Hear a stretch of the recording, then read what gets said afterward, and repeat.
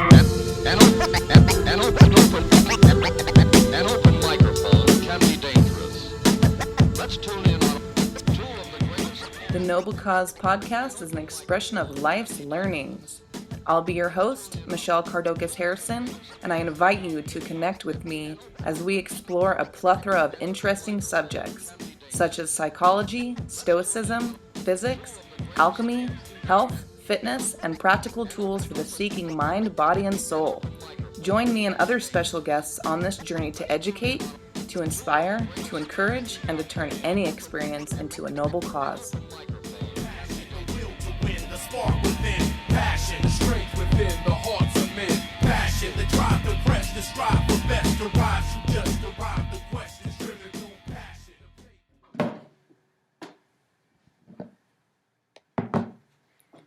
All right. Let's see how this thing goes.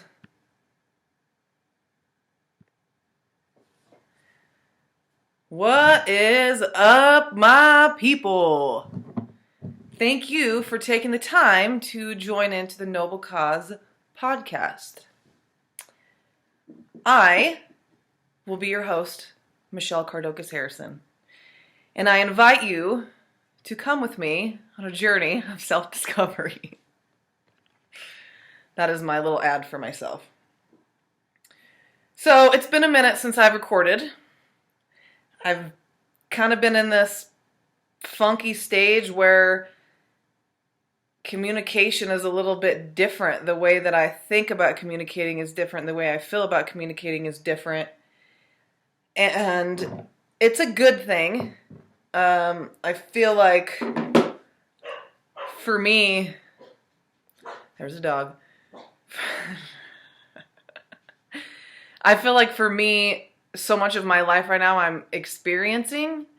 So whenever you have to define things, sometimes it feels like you lose some of it. So for me, I have to find the balance between saying my message, being authentic, and trying to define something that is relatively difficult to define.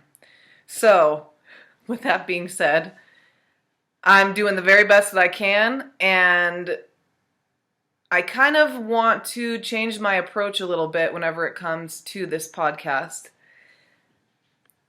It's taken me a lot to be able to do this. I've had to learn how to do a lot of things, and I've had to teach myself how to do a lot of things, and I've sacrificed things to be able to do this. And as much as that is good for me and it's the best thing for me and I enjoy it, it also has a positive impact on other people, is what I have gotten from the feedback. And it inspires other people to maybe think about them doing their own thing. So having somebody like me out here as an example can inspire other people to do their own thing. So with that being said, it's important to me to make sure that I have an authentic approach.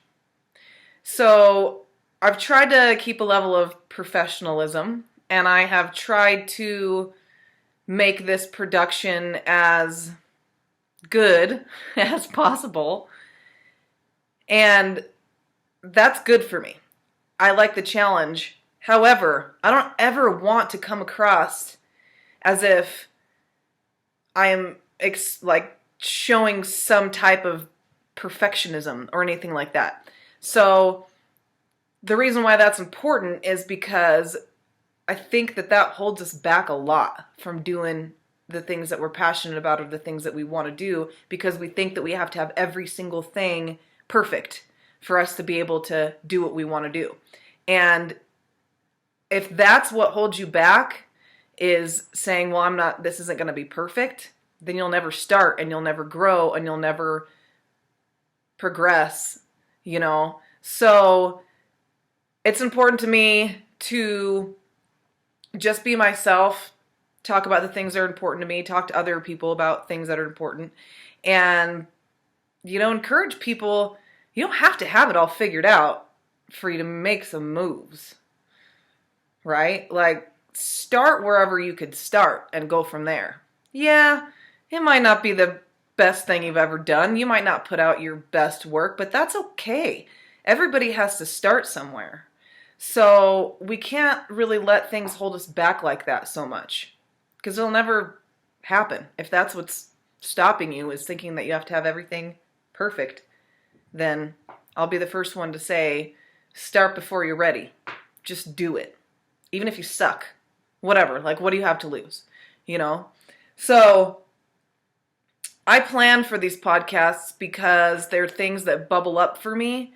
And sometimes I think, that's a really good message that I would love to share with people and that I think can help people. So I always start off with an intention, why I am doing this, and making sure that it is a noble intention and that it serves my listeners as well as me. I mean, the way that this project serves me is that I am able to turn my experiences, no matter how hard or easy, whatever they've been, into something that can be a teachable concept.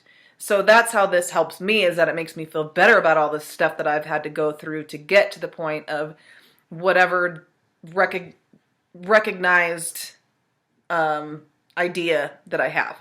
So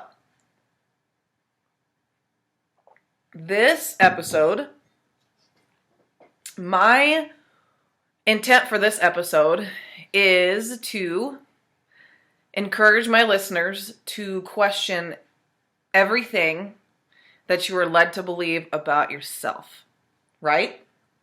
So that means to take the opportunity to think about what you're deserving of and why you feel that way, right? Like, once you reach a certain level of freedom and intention in your life, you start realizing those patterns and those mindsets that come up, and you're like, where do those come from? Like, why does it, for instance, if somebody gives you a compliment, the first thing that you want to do is like say something bad about yourself? Why do we have such a hard time giving ourselves permission to be happy or to fulfill our desires in whatever way? And I think that there's a lot of different pieces to this. So just from the things that I've kind of gathered or that I've experienced or that I've really unpacked in my own life emotionally, I think that we struggle with knowing what we can and can't do with a clear conscience. I feel like we struggle with when and why it's okay to choose your own desires. And that's like a really big one for me, especially because the way that I was raised in a religious household. So desires is like of the world. It's a bad thing, right? If you want it, then it must be bad because you need to put other people first. As a mother, I feel like I have to put my children first. I feel guilty if I put myself first. As a woman, as if it's my job to just handle and take care of everything before myself. I have just gotten into the habit of putting others' needs ahead of my own in general. And we're led to believe that we are selfish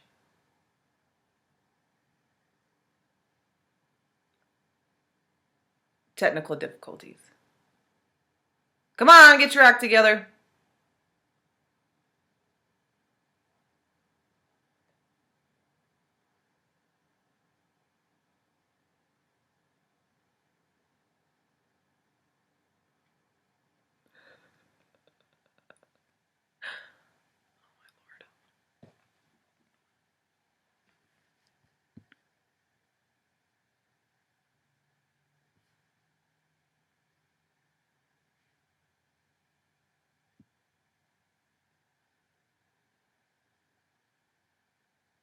Okay. I think it's okay. Last time I tried to record this episode, my computer was all jacked, so that was really frustrating.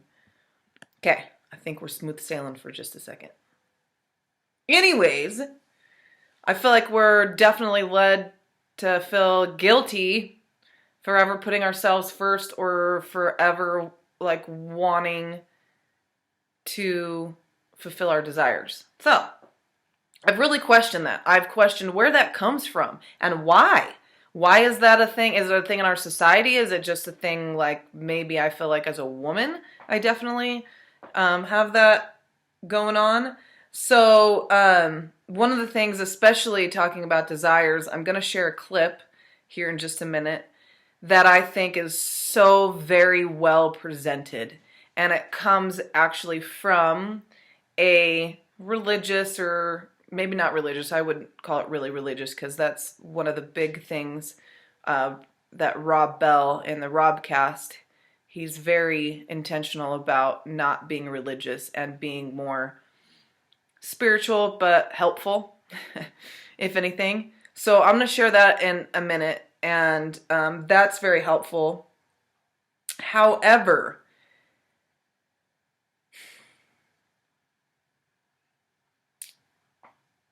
thinking about why we feel this way, breaking it down into multiple pieces that contribute to feeling this way, one of the things that I've definitely experienced is feeling terrible for either being happy or wanting to be happy when there's so much pain in this world.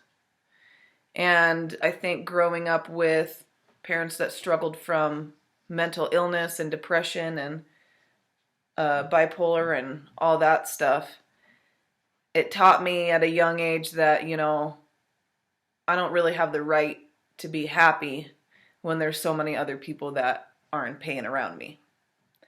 And I think that that is a very legitimate emotion that maybe affects more of us than we even realize. And there's things that feed into that for sure. But I kind of want to burst those freaking bubbles. I kind of want us to start thinking about things in a different way, or encourage us in whatever capacity to think of things in a different way. Because I don't think that that serves our highest good at all. To walk around feeling guilty for wanting to be happy because other people aren't. We're never going to be happy as a collective if that's our motive, if that's the way that we handle things.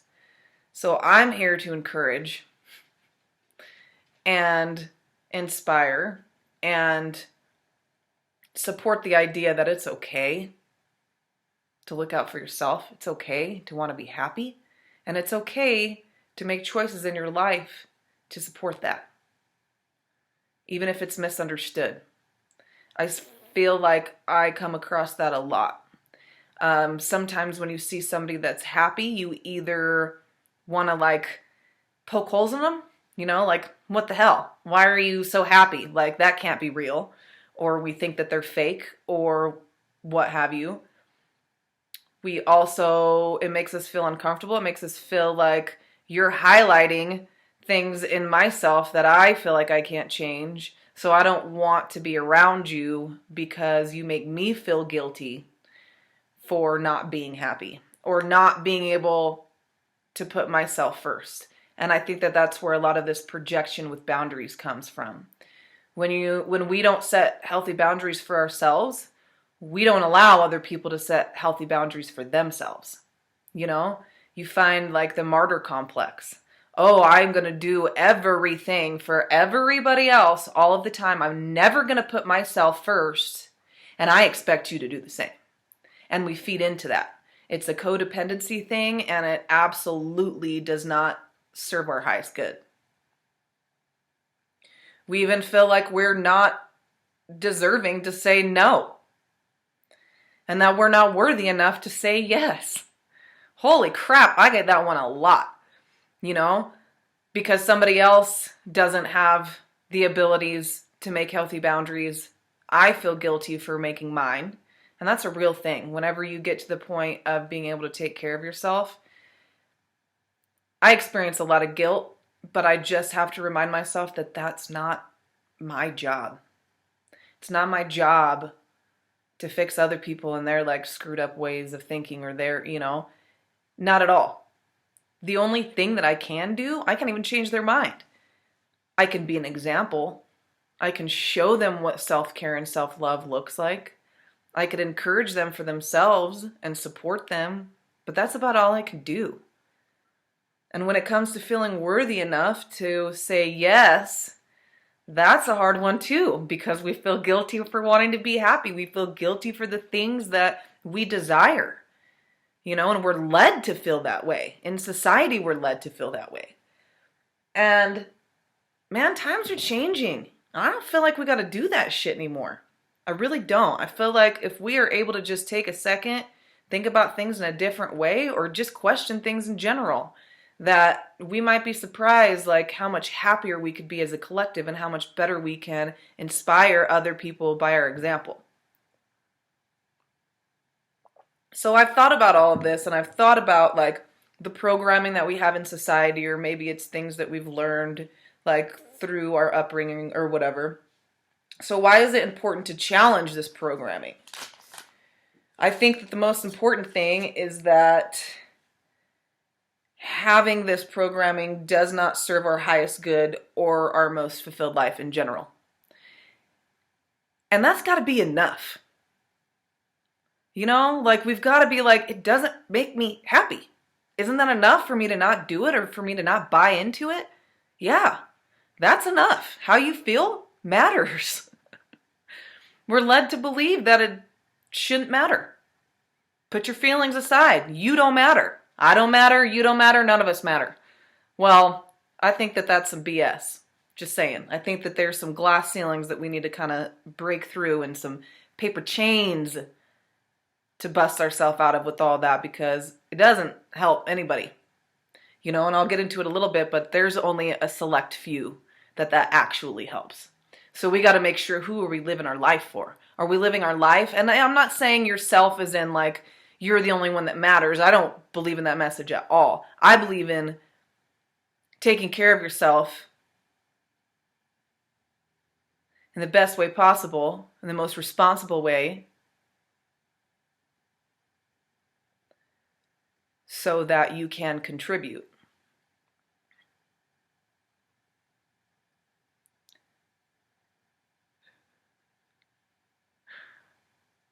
Technical difficulties.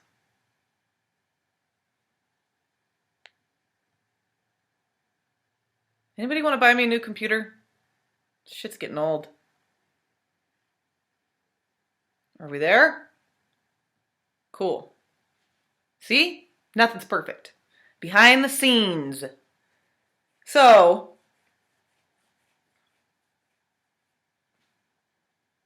I forgot what I was saying.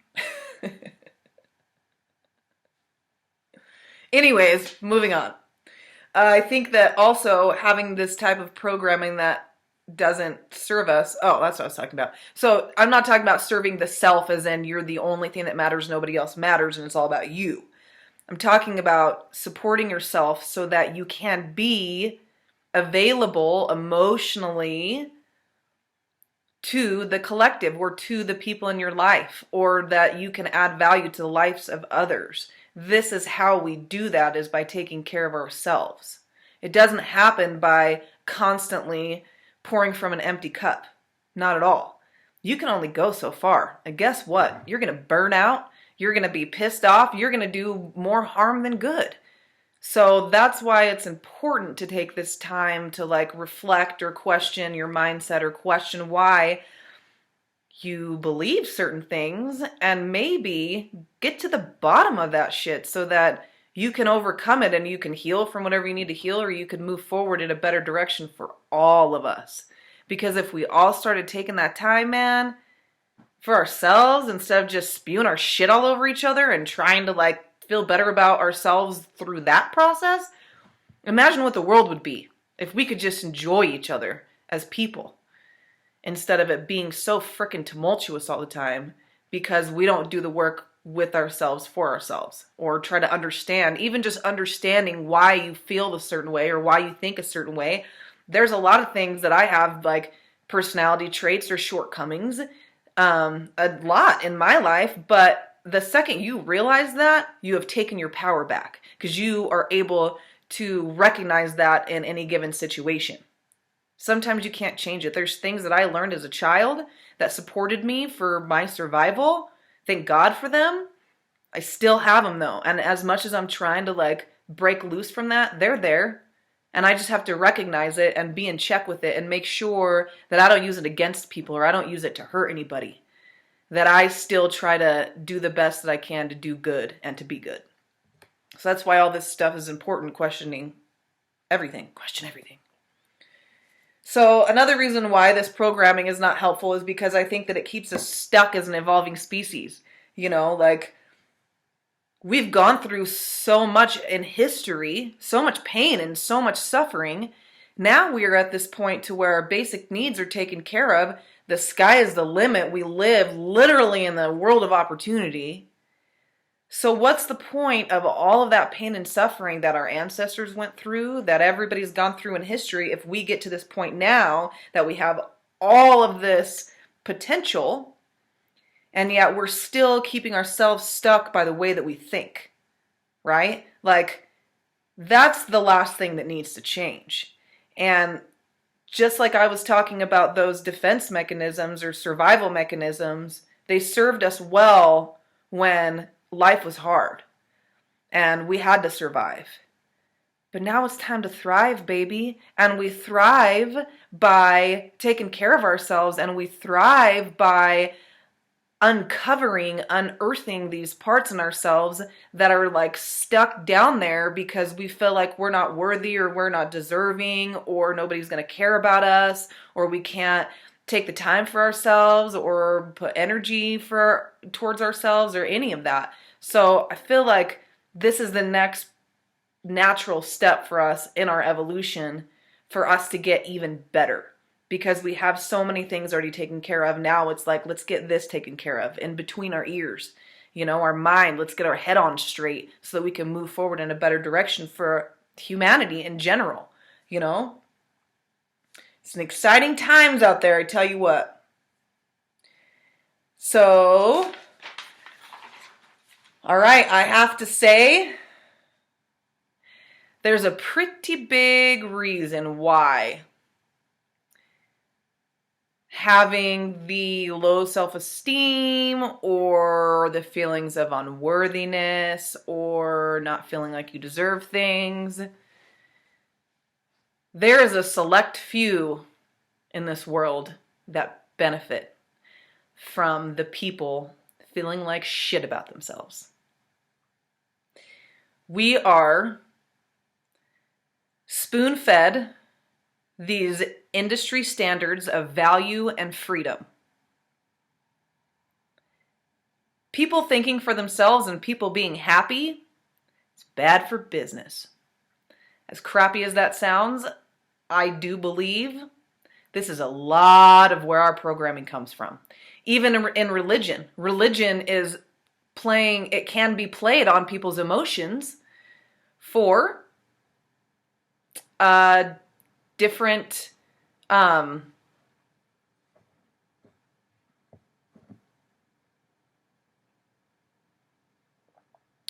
ulterior motives, right? All you got to say is like, oh, God said that we have to do this. And then the people that don't really think for themselves just follow along.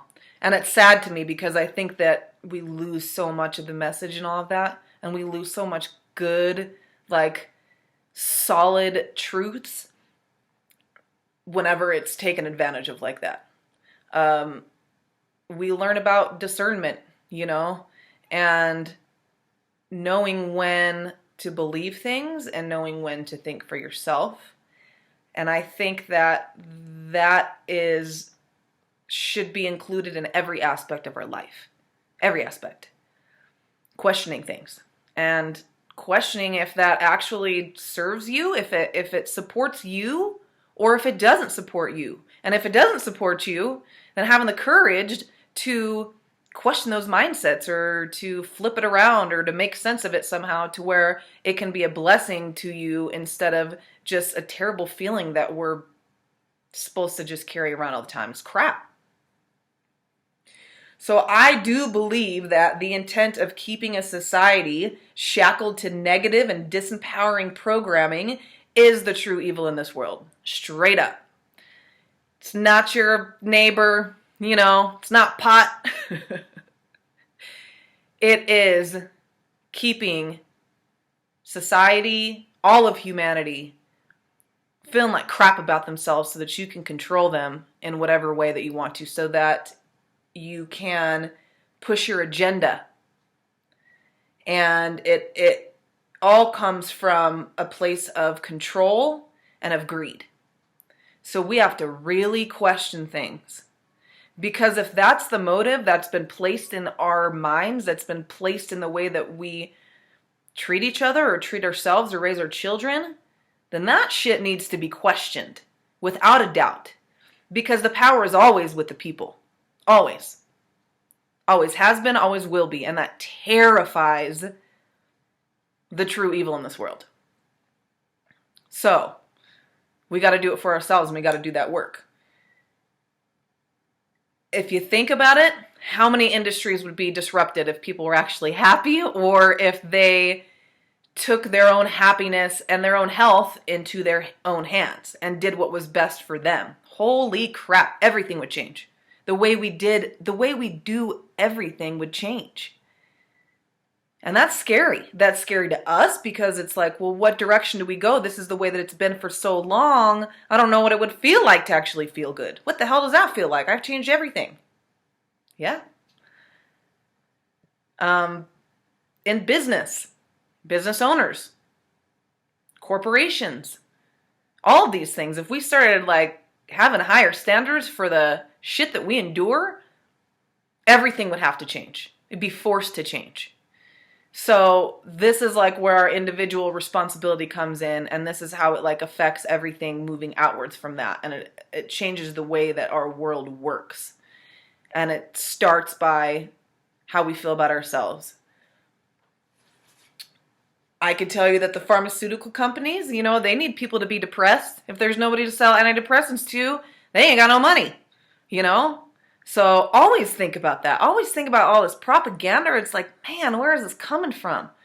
Because if it's all about money, I'm going to sacrifice my headspace and the way I feel about myself so somebody else can make a buck off of me?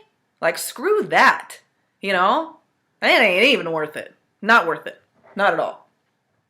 The media needs people to be distracted. The government needs people to be distracted. So the more bullshit you could feed them, the more they're like worried about this crap over here that doesn't really matter. Instead of worrying about like themselves or how they feel about themselves or the things inside of your control. The military, all the industries involved in the military, they need people to be fearful. They need people to be scared so that they can sell you shit. So they can make money off of you. Has nothing to do with what's good for you or even what's good for society, what's good for this planet, what's good for our children. Nope. Power and greed. Hate to say it, but there's a lot of money spent, especially in this country, shit ton of money spent on trying to convince people to be scared or to be sad or to be distracted so that certain products or what have you are able to continuously be needed to create a demand for something for their own interests. It's a real thing. It's happening more now than ever, I feel like, because a lot of things are being exposed. And especially the younger generation, they're not as easily bought.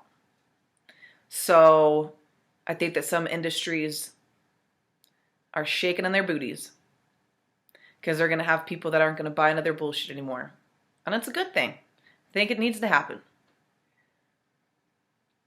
Corporations need people to buy stuff to fulfill a false sense of happiness. Oh my God. Here we are talking about being happy, being healthy. Well, it's the computer. Anybody want to buy me a computer? Okay. I'm too quick. It's too slow. Anyways, this is why I have shit written down. So, corporations need people to buy stuff to fulfill a false sense of happiness and security. You're not happy and you're not secure, but we're gonna like kind of tell you that by society standards, having a boat and a RV and a nice house and all this shit, actually, you know, you'll be happy if you have all of this. So let us aid. Let us aid in your happiness by you giving us all of your money and us giving you products or services or whatever it is. It's very tricky, all of this. But at the end of it, they say money can't buy happiness. It's a very true statement. And just because you have nice shit doesn't mean that you're happy either. And just because you don't have nice shit doesn't mean that you're not happy. So we got to think about that stuff. Happy, healthy people is bad for our modern economy. True that. So another reason why all of this is important is that I believe that challenging these mindsets is the most important work for humanity. For ourselves, for our planet, and for our future. Straight up.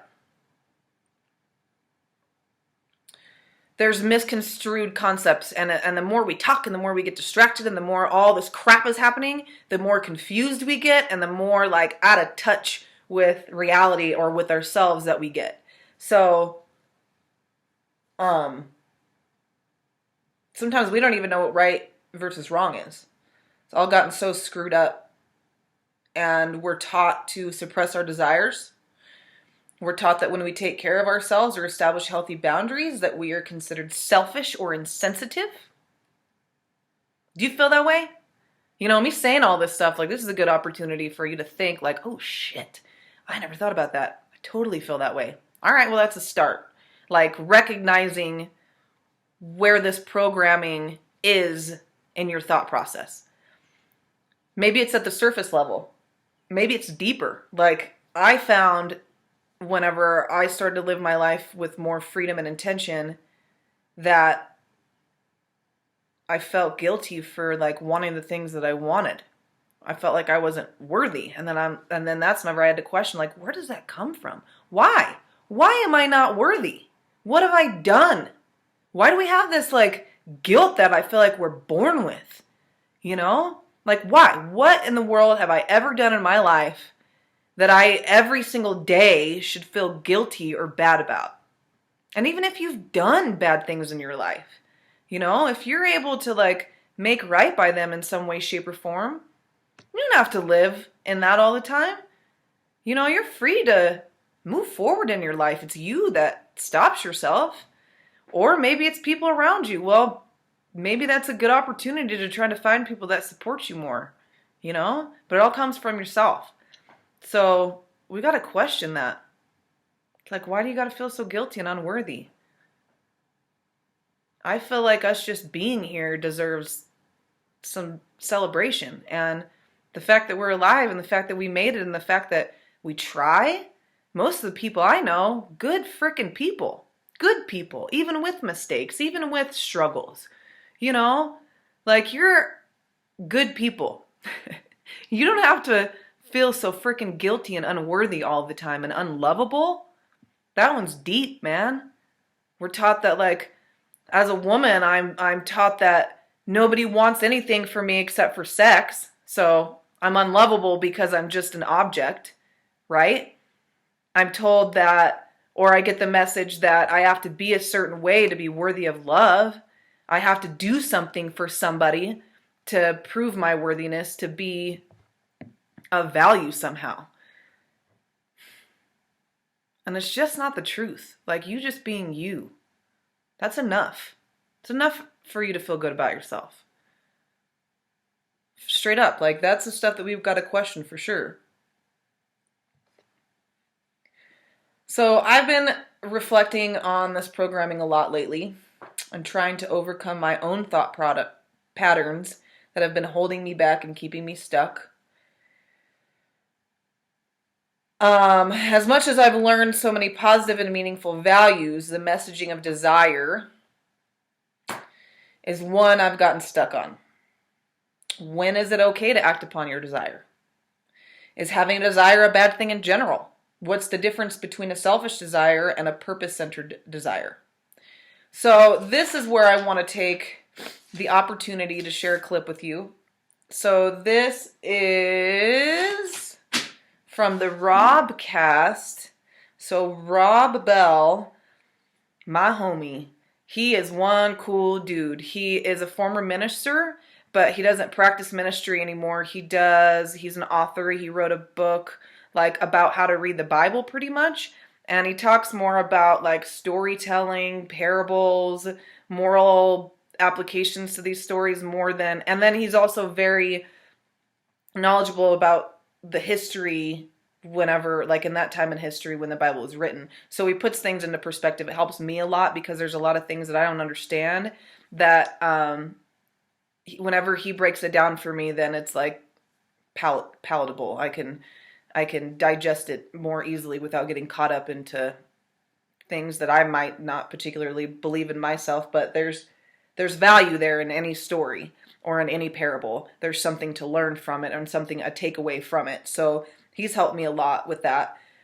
I was listening to this the other day. I had to take my mom out of town for a doctor's appointment, and I wanted to listen to something that was like a good middle ground for both of us. And Rob Bell is like he does very well. His messaging for sure. So this particular episode is called I don't know what it's called. I'll put it in the show notes. I don't have it pulled up right at this moment. But I just want to play this for a second because he describes things like so much better than I ever could about desire and how I think that he talks about being settled with like 50 cent desires is what he's talking about. And how the answer to all of this is not to back away from those desires, but to go further deeper into our desires. And realizing that like if you want a nice car, like we're led to believe we shouldn't like that or that's selfish of us. But if we go deeper, like what is it about that you like? Maybe you want somebody to actually value you. Maybe you want to be able to have the opportunity to explore the world around you more, like going deeper into the desire. So I'll let him explain all that a little bit better. So take a listen. Let's correct a few things. One thing about the divine, one thing about others. First, oftentimes when you talk about desire, a lot of people, especially if maybe there was a religious layer or American work ethic thing that got in an unhealthy way sort of layered upon a person's life, is you start talking about desire and many people are like, oh wait, desires are something to be avoided. Desires are wrong, bad, dangerous. And because desire is so closely associated with joy, for many people, it's like, no, my joy isn't the point. My desires, no, what does the group want? What does the religion want? What does the highest figure, what does God, often is the language people would use. It's not about what I want, it's about what God wants. But how could your true joy be anything other than those two things being the same thing? Are you with me on this? If your deepest joy, lasting, sustained joy, could be found somewhere other than the highest divine ideals and path for your life, then that wouldn't be true joy. They have to be the same thing. And this is why it's important to identify there are some B market desires. There are counterfeit desires. There are treble not base desires. There are 99-cent store desires, right? You know what I mean? People are like, well, I just want to like drive a nice truck. You know what I'm saying? Or I just want to go shopping and take a nice vacation. Okay, those are like vacation desires. We're not talking about that. We're talking about the desire behind desire. Sometimes when people talk about, well, and what I really want is, what they're basically saying is they need a vacation because they're exhausted. Fair play. We're talking about the desire behind desires. Your deepest longings for the kind of life you're here to live. Yeah, if your deepest joy could be found somewhere other than deepest reality, than the divine, then it's not joy or it's not the divine. They have to be the same thing. Which leads me to others. When you talk about desire, sometimes for people it's like, yeah, but that sounds selfish. If I indulge my desire, if I just do what I want, what about all the people who need to be fed? What about all the people who need to be served? What about, desire for many people becomes synonymous with selfish. No. If you listen to your deepest desire and you follow it where it takes you, how is you fully alive not the best possible gift you can give the world? How will that joy not overflow? How will you not? And if it is just about you, you'll always end up bored. If it is just about us and our pleasure and our indulgence, you'll always end up at boredom, and that isn't joy, and that isn't true desire. So let's rid ourselves of these sort of immature notions that somehow desires are either opposed to the divine or are selfish and opposed to the flourishing of others. Think about all of the people who have moved you the most. People who have done things, said things, cared for you, created works of art. Think about the people who have most moved you. When you talk to them about their life and why they do what they do, and you got a chance to get a bit of insight into how they became this kind of person who had blessed you in such ways. Have you ever heard one of them say, well, I guess I don't know, I was just supposed to? Did you ever hear somebody say, well, it was just my duty? And duty's kind of a drag, but it is duty, so I guess you're supposed to. No. They talk about it was an honor. They talk about it was a pleasure. They talk about, I just had this sense there was a better way to do it, and I went after it. I gave everything I had to it because that was what made me feel most alive. What are they discussing? They're discussing desire. They're discussing joy. Your greatest gift is you fully alive, and you start with the question, what's in there? What do I want? Desire is the engine. You get tuned into desire, and all of a sudden, you will find clarity and direction like never before. And a lot of people said this before. Our problem generally is not that our desires are too great, it's that they're too small. They're 99-cent store desires. We settle for these cheap imitation desires. And then for many people, another way in which the word desire becomes negative is what they would call their desires have gotten them into all sorts of trouble. So oftentimes the word desire, for many people, it triggers hang-ups, patterns, destructive habits, addictions even. It's like, man, the last thing I need to do is listen to my desires. Those were like fake desires. Those were pretend desires. So oftentimes what happens is we're in a battle with what we've named desires. Sometimes it's called temptation or cravings. Maybe you struggle with something and you keep falling for it. And you try to stay strong, but then you can only hold out for so long, and then you give in, and then you feel worse the next morning, and so then you have shame, and the shame weakens the will. But when you think about this struggle with whatever this is, this craving, this it's the taste for something, it's maybe it's straight up addiction. Oftentimes, what happens is then people begin to pit. It's like my will against this desire I have. And I just got to tough it out. I just got to stay strong. But if you're like me, I can only stay strong for so long, and then I just fold like a cheap tent, Anybody know what I'm talking about? If it's me versus the desire, that desire looks pretty good. Right? The desire starts talking to you, like, you want me, right? That thing, like, there's that moment when,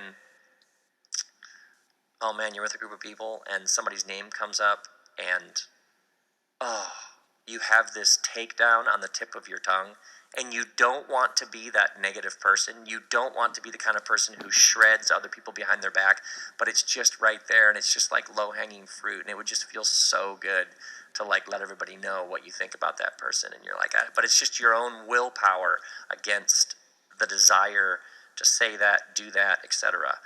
This is why desire is so incredibly important. If the battle is just me and my willpower against the desire, that's brutal. And this is why we have to go further into our desires, is what you do in those moments is you ask yourself, of course, I want this. Put that thing right in front of you. This is what I want. But then ask yourself, is there anything I want more? Is there anything I want more? Because with this, let's say this, when I do this, when I fall for this, I don't feel as good about my body. Is there anything I want more than my craving for that? Oh yeah, I want my body to feel great.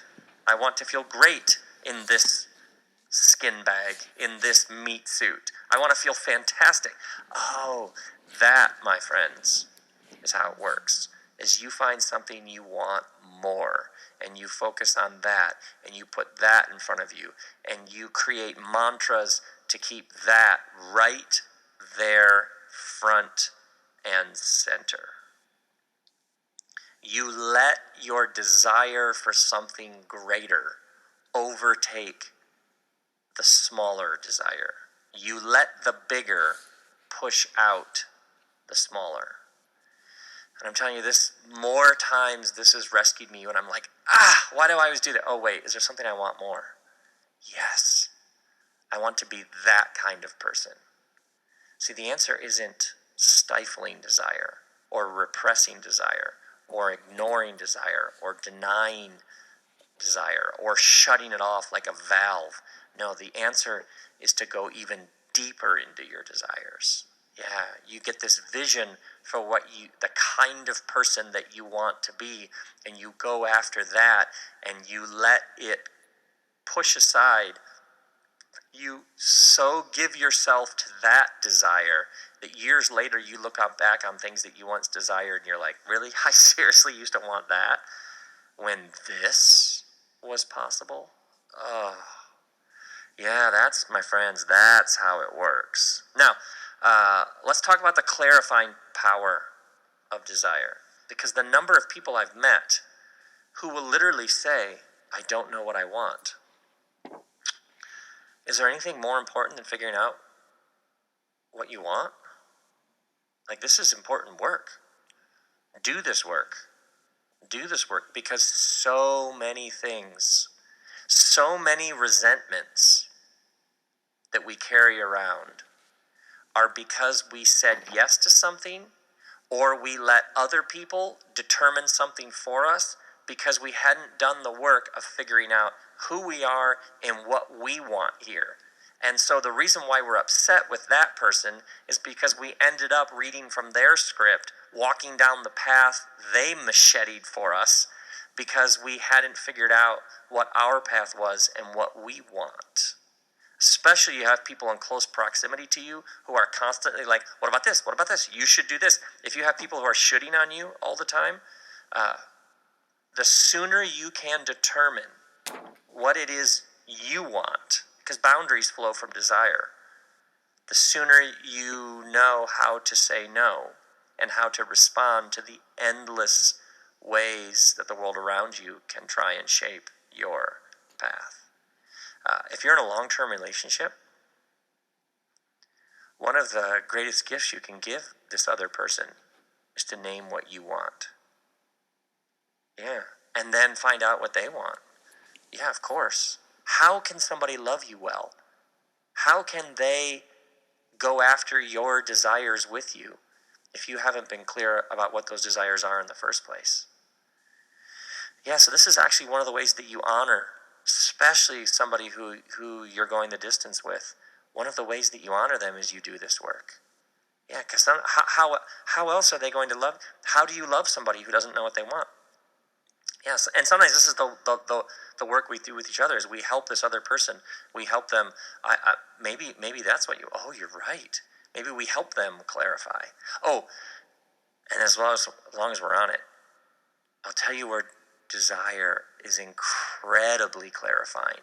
Is in toxic, soul-sucking relationships with people who have no boundaries. If you have somebody who steps all over you and who is constantly like pushing you, and you find they're constantly violating your psychic space, ask them. Just quote Jesus. You hear people say like, "I just want to be Jesus to them." Okay, here, literally be Jesus to them. Say, "What do you want me to do for you?" Oh, this one is, if you sense somebody is manipulating you, if you sense somebody is crowding you, if you sense somebody is trying to get something from you, or they're trying to use you to get something they want, ask them that, what do you want me to do for you? Because nothing can bring to the surface quicker any toxicity is lurking there. Because they may literally say, "I want you to X," and you're like, "I don't do that." At least now it's in the open. Do you realize what you're asking? Few things bring any toxicity to the surface. It's like a magnet with shards of metal. Few things bring things to the surface faster than this question. What do you want me to do? What is your desire here? Man, you get there now, or somebody around you is complaining, and they just keep going. They've got their violin and their wine and their cheese, and they just keep going. Oh my word, just stop them and say, "Sorry, but what do you want? What do you want?" Yeah. Oh, nothing makes the discussion, few things make a discussion turn into more interesting territory faster than this question. I'm sorry, I guess I missed it, but what do you want? Yeah, oftentimes the person's complaining because they don't know it. They haven't done this work. They're going on and on. They haven't sorted through what they're trying to work their way, and you've just given them a gift. Oh, desire. I know, desire. It comes again and again. All right, well, I hope you guys enjoyed that as much as I did. It was a little bit lengthy, so if you're still with me, technical difficulties.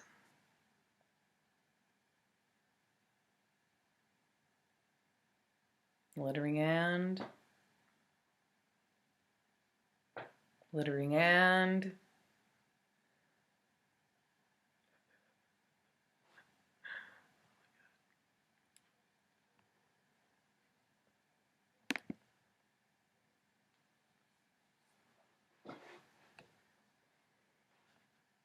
okay.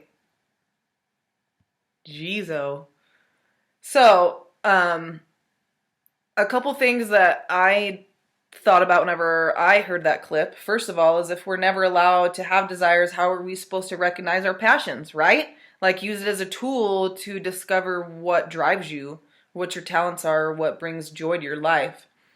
What are we driven to express and to contribute? Because ultimately, if our desires are in line with contributing to our society, then that's ultimately like the best for everybody. So good is good for everybody, not just good for one person.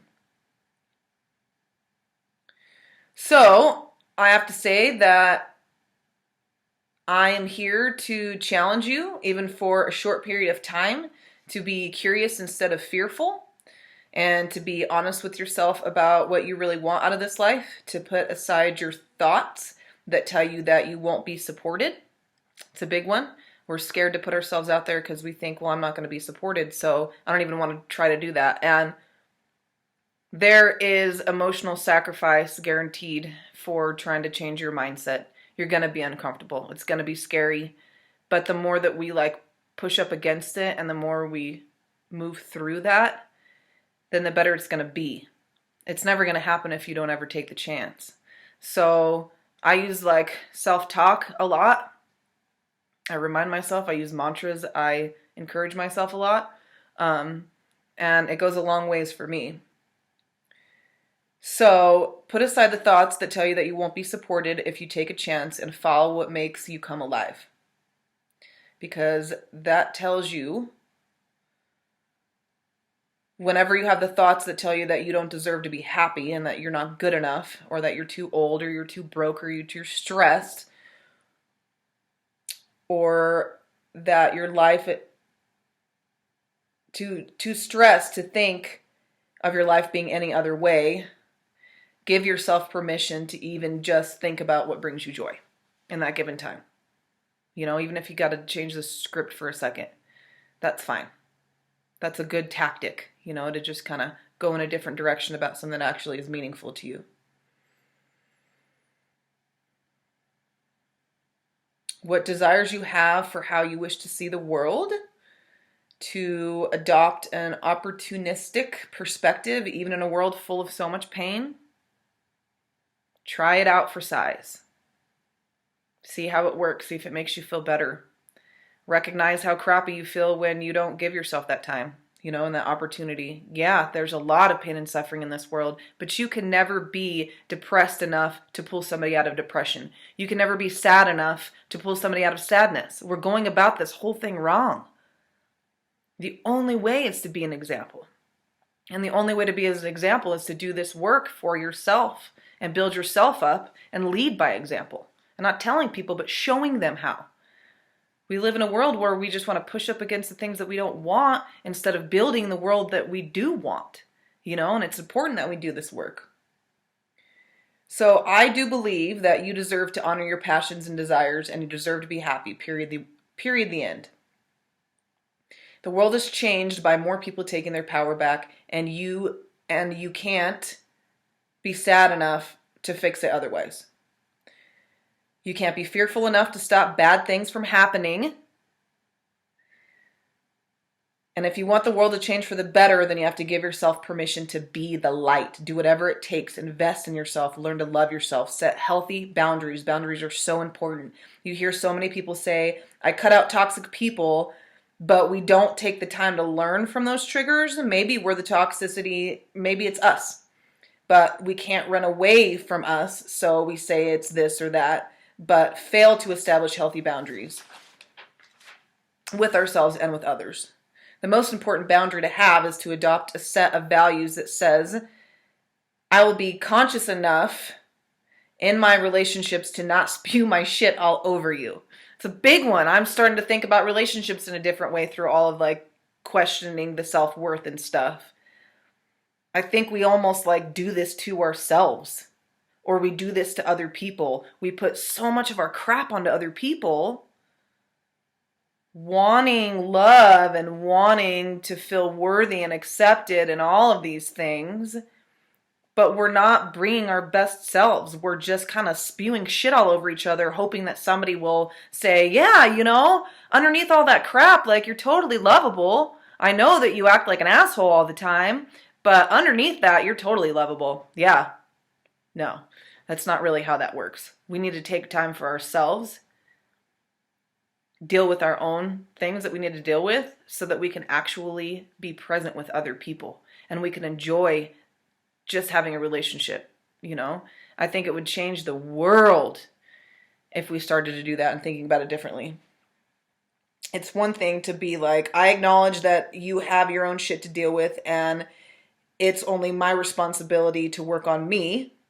And it also gives you a platform to not allow other people to spew their shit on you either. So it's encouraging and promoting emotional responsibility to oneself and to others. It's a different way of doing things. But that's how we aid to our worthiness too, because we are showing people I am worthy enough to take time for myself, and I am worthy enough to bring my best self to this collective or this collaboration or whatever. And then that's how that's fed. That's how that cycle gets started. Because it doesn't start by us bringing our crappiest, most trauma self out to the collective expecting that somebody's going to give us back love. No wonder we feel so unworthy. We're not bringing our best selves. We're bringing all this crap that doesn't serve us, and we're trying to convince ourselves that it does. So, with all that being said,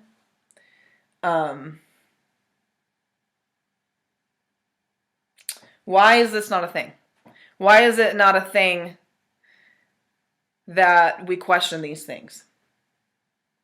I think it's because we're led to believe that we aren't allowed to be happy in general. You don't deserve to be happy. And that if we don't jump into a sinking ship with everybody else, that we don't care. So if we don't go along with the status quo, we're insensitive, we're selfish, we don't care. Think about that. Really. We should feel guilty if we have joy in our hearts while others are suffering. Just question that. Whatever that means to you. I can't tell you what that should mean to you. But I encourage you to just question that and how it shows up for you in your life.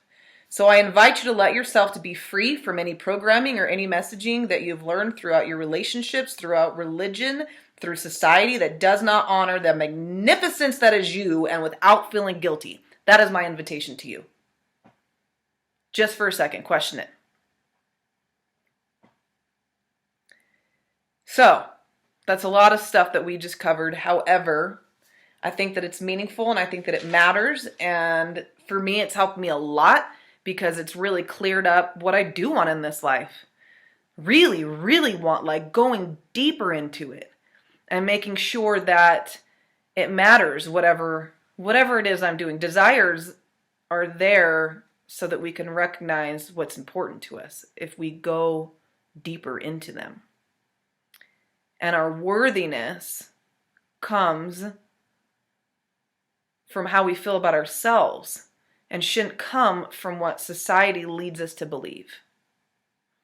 So do the work. Take some time to do this work because I think that it's important. And I think if we all started doing this, even just like in little bite-sized pieces, that could affect the whole world in a very positive way. So, thanks for staying with me today. I try to just roll with this one. I had a crap ton of technical difficulties and other things. We're lucky the dog wasn't barking too much today, but I got to move on to my next job because I'm a real person. This isn't just like what I do. I have other things that I have to do. So put yourself out there too. Last thing I got to say, don't be scared. It's all good. You're going to be fine. It's okay. You're going to be supported. Support yourself. Find people that do support you. Don't be scared and don't wait for things to be perfect because it ain't never going to happen.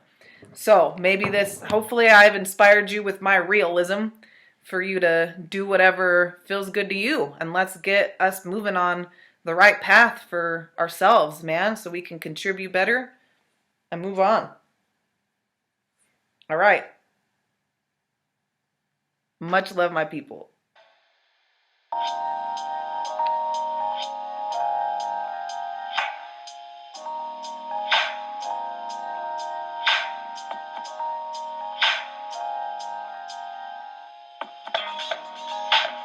Thank you for taking the time to tune in to the Noble Cause podcast. It is a great joy and honor to be able to connect with you. If you feel this episode, or if you can think of someone that can benefit from it, share it with them. You could also leave me a review, like the Facebook page The Noble Cause, or hit me up at thenoblecausepodcast@gmail.com. I love connecting with new people, sharing ideas, and keeping the flow of conscious energy so that we may continue to be inspired, interested, and interesting. I hope this transmission has served your highest good, and until next time, much love to my people.